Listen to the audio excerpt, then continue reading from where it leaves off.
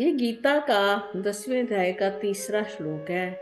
इसमें भगवान श्री कृष्ण अर्जुन से कह रहे हैं, पहले श्लोक में, दूसरे श्लोक में जिस प्रकार श्री कृष्ण ने कहा कि मैं ही सारे की उत्पत्ति और विनाश करने वाला हूँ, मेरी लीलाओं को लोग नहीं जानते हैं, मैं देवताओं का भी जानने वाला हूँ और ऋषियों को भी जानने वाला हूँ।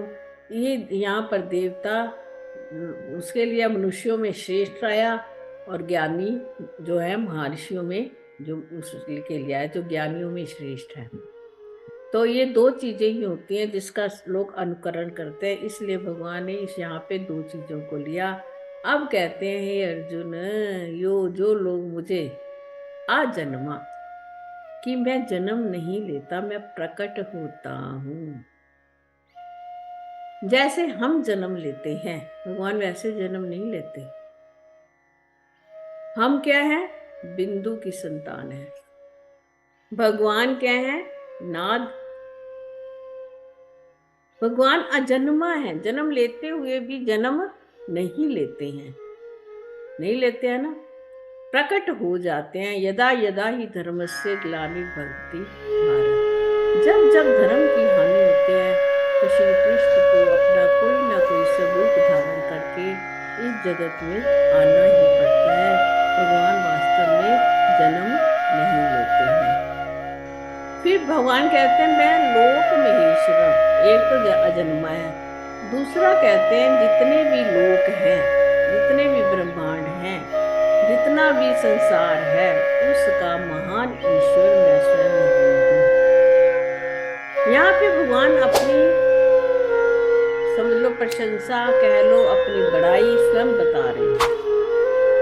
क्योंकि जब तक हम अपना आइडेंटिटी किसी को ना दे कि मैं कौन हूँ, यहाँ भगवान हमें अपनी, जैसे हम कहते हैं रिज्यूम में लिखो तुम कौन क्या क्या हो।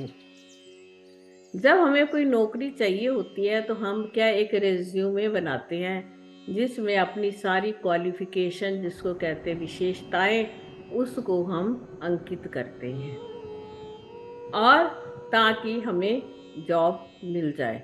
भगवान ये कहते हैं कि मैं अगर अर्जुन को अपनी विशेषताओं के बारे में गिनवाऊंगा कि मैं ये हूँ, मेरी ये विभूतियाँ हैं इस संसार में, इसी सारे लोकों में, तो शायद अर्जुन को मेरी बात समझ में आ जाए।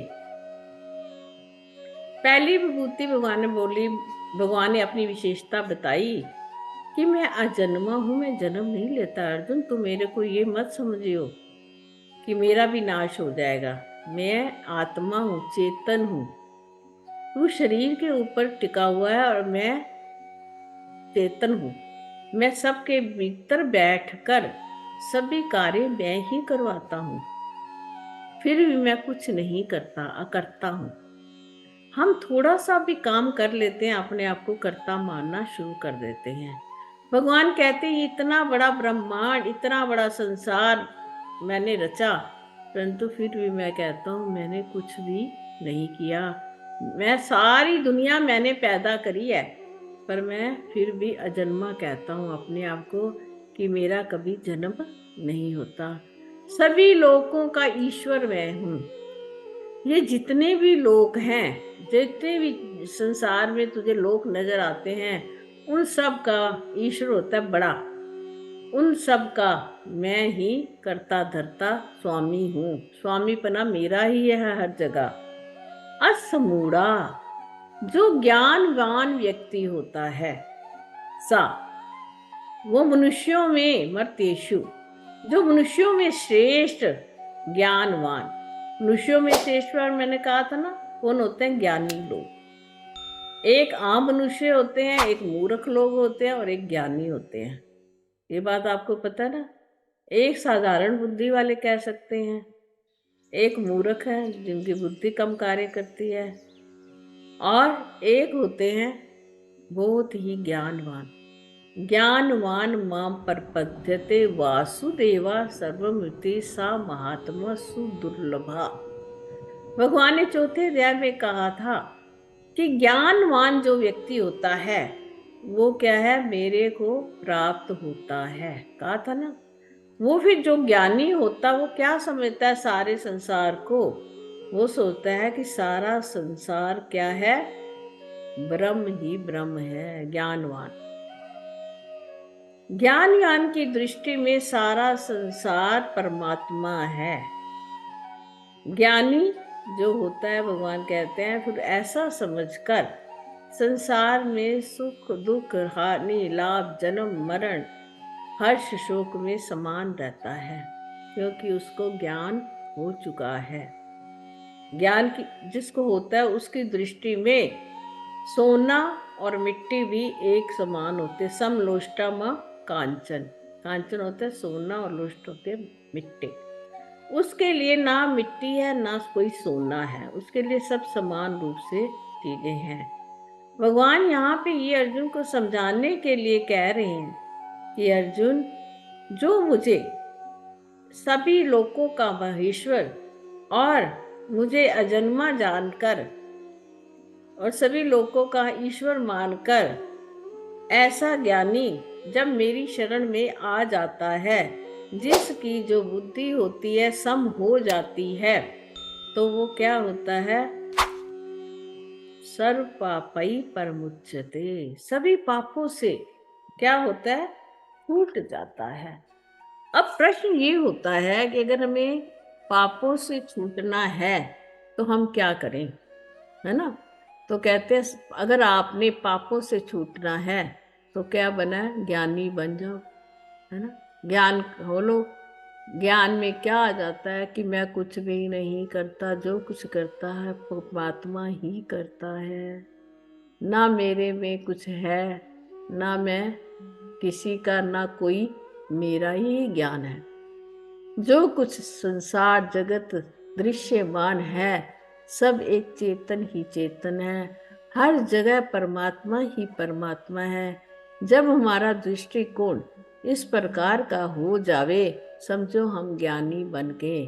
और ज्ञानी बनने के बाद जब हमें ज्ञान हो गया तो परमात्मा के प्रिय भी बन गए। और जब परमात्मा के प्रिय हो गए, भगवान को ज्ञानी बहुत प्यारे हैं, तो फिर हमारे सारे पाप ज्ञान अग्नि दग्ध सर्व कर्माणी। जब जीव को ज्ञान हो जाता है तो उसके सारे कर्म क्षीण हो जाते हैं, जल जाते हैं।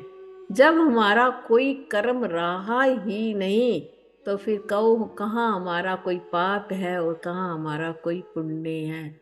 ना हमारा कोई पाप होगा, ना हमारा कोई पुण्य होगा।